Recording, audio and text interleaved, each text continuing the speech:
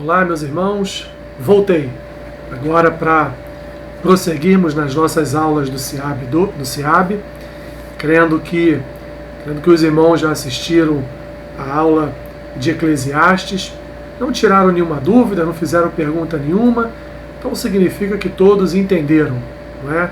Temos o nosso grupo onde você pode fazer perguntas, onde você pode, inclusive, dar sugestões, e precisamos, inclusive, marcar um encontro no grupo com todos para que possamos ali então debater as aulas que estamos estudando.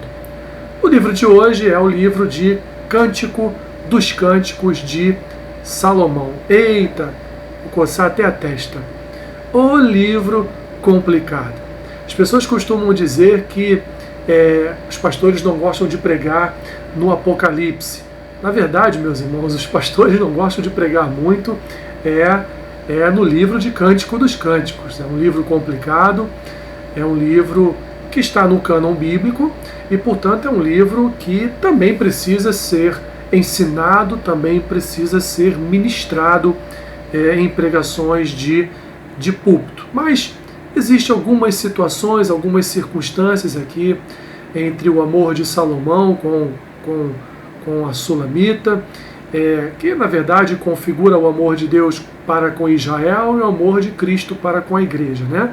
Resumindo, é isso que configura o livro de Cântico dos Cânticos. Mas é um livro que até mesmo no SEAB ele é colocado como livro de leitura caseira, que não há uma aula a ser ministrada a respeito deste livro. Mas eu vou ministrar esta aula hoje, não sei quanto tempo levarei, acho que levarei algo em torno de 40, 50 minutos de aula, mas vou aqui pincelar para os irmãos algumas situações concernentes então a Cântico dos Cânticos de Salomão. Iniciando a aula então, sempre como fazemos pela introdução, mas eu quero não iniciar sem antes fazer uma breve oração. Pai, abençoa-nos, Senhor, a partir deste momento, para que venhamos a entender, Pai, a Tua Palavra e ouvir a voz do Teu Espírito, de forma a edificar os nossos corações, edificar as nossas vidas. Um livro, Pai, que não é tão falado assim, talvez seja o livro menos falado na Tua Palavra. Assim eu oro e abençoo os meus irmãos em nome de Jesus. Amém. Então, como introdução, Cantares de Salomão, cântico de amor, escrito por Salomão e rico em metáforas e imagens orientais. Historicamente, ele retrata o cortejo e as núpcias de uma sulamita com o rei Salomão, bem como as alegrias e preocupações do amor. Bem simples. Alegoricamente, o livro descreve Israel como a noiva desposada por Deus e a igreja como a noiva de Cristo. Como a vida humana encontra sua mais elevada realização no amor de um homem e uma mulher, assim a vida espiritual encontra sua mais elevada realização no amor de Deus por seu povo e de Cristo por sua igreja. Continuando, o livro está disposto como cenas num drama, com 3 narradores principais: a noiva, que é a Sulamita, o rei, que é Salomão, e o coro, que são as filhas de Jerusalém, que mais à frente você vai ver quem são as filhas de Jerusalém. O título hebraico, Shir HaShirim, procede do capítulo 1, versículo 1, Cântico dos Cânticos. Está no superlativo e fala do mais inusitado cântico de Salomão. O título grego é Asma Asmaton e o latino é Canticum Canticorum. Também significam Cântico dos Cânticos ou o melhor cântico. O nome Cantares ou Cântico se deriva do título latino. Continuando, o livro foi colocado entre os livros de sabedoria e poesia na Septuaginta. Oferece instrução sobre a conduta sexual e conjugal. No judaísmo, foi designado para ser lido na Páscoa. Olha que tremendo, hein?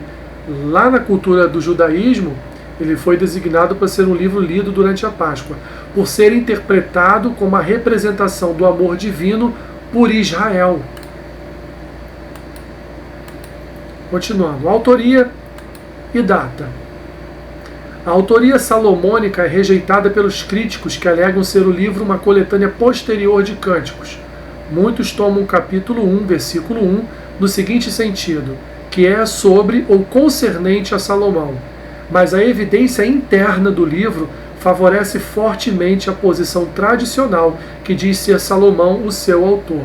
Muitos críticos, muitos comentaristas vão entender que este livro não foi escrito por Salomão, mas na verdade foi escrito após o período de Salomão, um momento posterior dos cânticos de Salomão. Mas, na verdade, o livro já traz evidências claras de que o próprio rei Salomão foi o responsável por sua autoria, foi aquele que escreveu o livro. Salomão é especificamente mencionado 7 vezes, estão aí os versículos, e é identificado como sendo noivo. Há evidência de luxo real e mercadorias caras e importadas. O rei, por esse tempo, também tinha 60 rainhas e 80 concubinas. O harém de Salomão, em sua extensão mais plena, atingia 700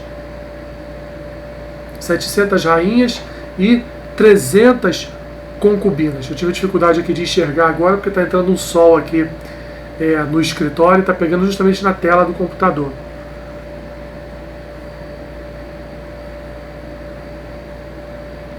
Então vejam bem, meus irmãos, que Salomão era um homem que possuía um harém, e nesse harém ali ele tinha 700 rainhas e 300 concubinas, 1000 mulheres. Evidentemente, irmãos, nem todas essas mulheres Salomão teve conhecimento. Salomão conheceu, porque muitas ali foram dadas a ele em casamento por acordos políticos com outras nações. Então, assim, se é difícil, na verdade, o relacionamento monogâmico, imagina essa poligamia, e uma poligamia exagerada. 700 rainhas e 300 concubinas, 1000 mulheres que moravam no harém ou no palácio, ali perto do palácio de Salomão. Mas Salomão amava uma mulher. Salomão escreveu poemas para uma mulher, que é exatamente o que o livro nos transmite.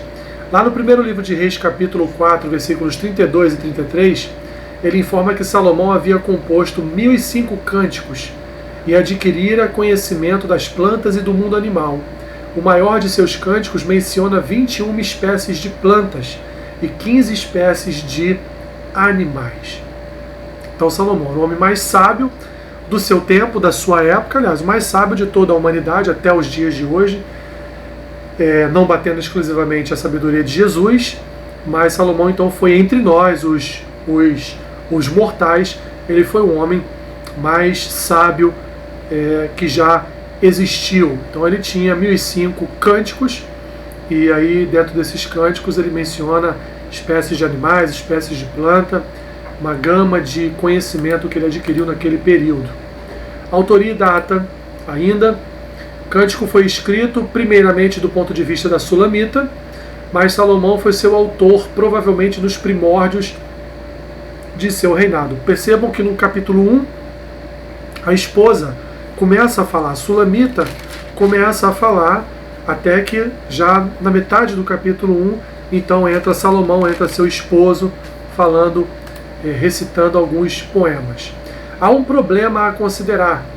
Como um homem com um harém de 140 mulheres, como está registrado no capítulo 6, versículo 8, se você puder dar um pulinho lá, 60 são as rainhas, 80 as concubinas.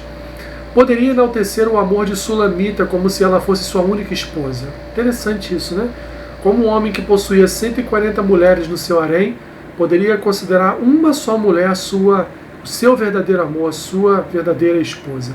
É possível que a relação de Salomão com Sulamita fosse o único romance puro que ele já experimentara. A maior parte de seus casamentos consistia em arranjos políticos. Este livro também foi escrito antes que Salomão mergulhasse em torpe imoralidade e idolatria, pois sucedeu que no tempo da velhice de Salomão, suas mulheres lhe perverteram o coração para seguir outros deuses, e seu coração já não era perfeito para com o Senhor seu Deus, como fora o de Davi, seu pai. Isto tudo está registrado lá no primeiro livro de Reis, capítulo 11, versículo 4. Sulamita se dirige ao rei como meu amado, e o rei se dirige à sua esposa como meu amor. As filhas de Jerusalém provavelmente eram assistentes de Sulamita. Então está aqui revelado o mistério das filhas de Jerusalém. Eram provavelmente servas da Sulamita, assistentes da Sulamita, que era algo muito comum naquela época. O termo Sulamita aparece apenas uma vez, em 6:13, e poderia derivar-se da cidade de Sunem, que ficava a sudeste do Mar da Galileia, na área da tribo de Issacar. O cântico faz referência a 15 localidades geográficas do Líbano, ao norte, e do Egito ao sul: Quedar, Engede, Saron, Jerusalém, Líbano, Monte Gileade, Amana, Senir, Hermon, Tirza, Esbom, Damasco, Monte Carmelo e Baal Amon. Vimos a introdução, vimos a data e a autoria, e agora veremos o propósito. Qual o propósito do livro? Esse livro é considerado, meus irmãos, uma instrução sobre a celebração da natureza física dos seres humanos criados por Deus. O sexo, meus irmãos, ele é colocado em nossa sociedade como que algo é carnal. Mas o sexo na Bíblia, o sexo na palavra do Senhor é algo extremamente espiritual. É tão espiritual que ele só pode existir entre pessoas que foram abençoadas na formação de uma aliança diante de uma bênção pastoral, ou diante de uma bênção de Deus através da união de um casamento. Então, o sexo ele é algo extremamente espiritual. Através do sexo é que há reprodução e, portanto, a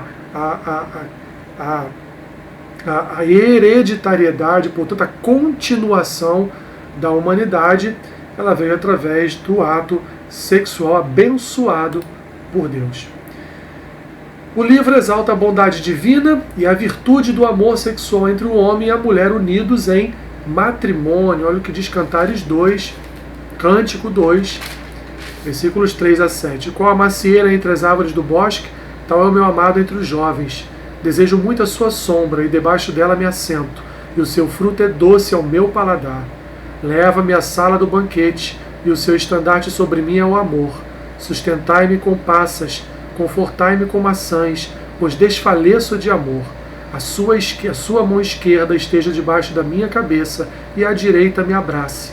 Conjuro-vos, ó filhas de Jerusalém, pelas gazelas e servas do campo, que não acordeis nem desperteis o amor, até que este o queira. Que maravilha, né? Vimos lá no versículo 16 do mesmo capítulo: o meu amado é meu e eu sou dele. Ele apacenta o seu rebanho entre os lírios. E aí lá no capítulo 7, versículos 9-12, diz assim: os teus beijos são como bom vinho, vinho que se escoa suavemente para o meu amado, deslizando entre seus lábios e dentes. Eu sou do meu amado e ele tem saudade de mim. Venha, ó meu amado, saiamos ao campo, passemos as noites nas aldeias. Levantemo-nos cedo de manhã para ir às vinhas. Vejamos se florescem as vides, se abre a flor, se já brotam as romeiras, dar-te-ei ali o meu amor. É um antídoto bem-vindo contra a perversão sexual e a decadência da instituição do casamento, certamente.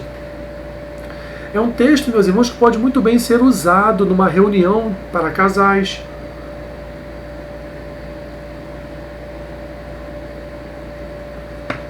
Num retiro de casais. É um texto que pode ser usado para tirar da nossa mente essas questões de que o sexo é uma perversão, porque muitas pessoas pensam dessa forma, né? E muitas pessoas também não levam a sério a questão do casamento. É um livro que serve para isso.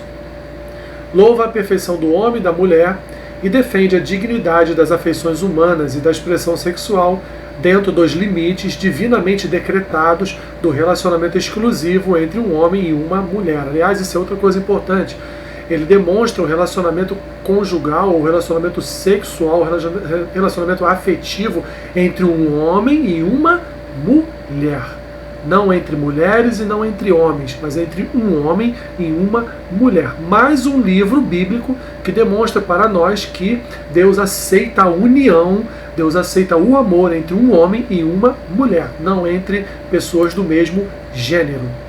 A intimidade sexual compartilhada por marido e esposa é adequada para a alegria e o prazer mútuo e para o enriquecimento da relação. Vamos aí no capítulo 6, versículo 3. Eu sou do meu amado é meu, e ele pastoreia entre os lírios. Lá no capítulo 7, versículo 10. Eu sou do meu amado, ele tem saudades de mim. Continuando. Capítulo 8, do 1 a 3.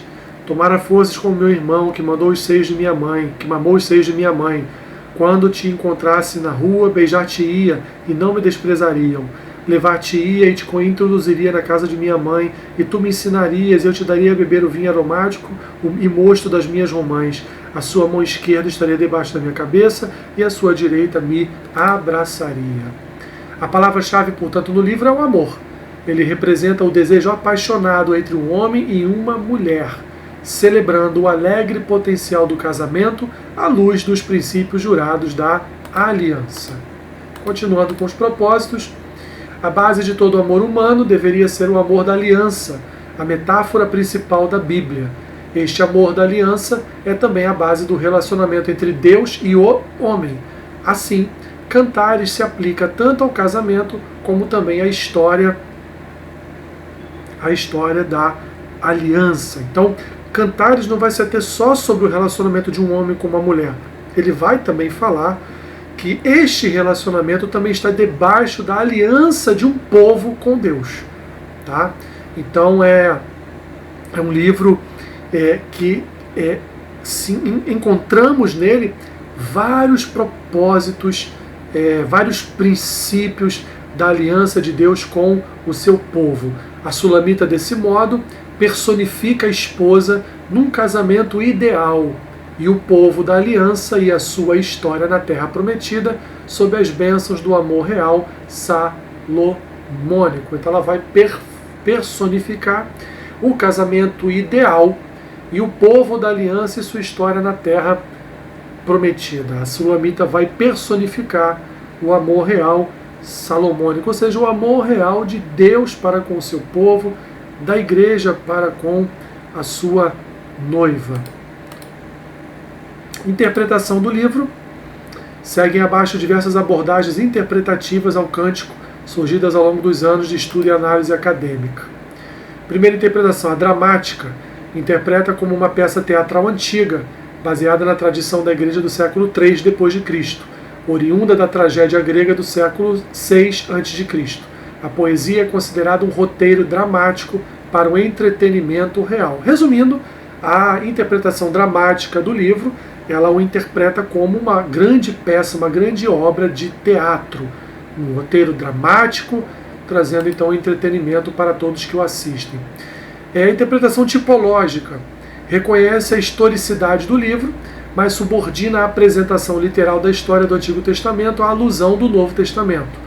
O cumprimento tradicional do tipo-antítipo é interpretado como o relacionamento da aliança de Deus com Israel pelo intérprete judeu, ou como o relacionamento de Cristo com a igreja como sua noiva pelo intérprete cristão. Então, sob o aspecto da tipologia, nós então vamos para o Novo Testamento, e este livro então ele nos remete ao Novo Testamento, onde há então um relacionamento futuro entre o noivo Jesus e a noiva igreja, onde este relacionamento será através de um casamento, e esse casamento, um casamento para todo sempre. Então esta é a interpretação tipológica. Outra, cultica ou mitológica, adaptação hebraica da liturgia do culto mesopotâmico da fertilidade.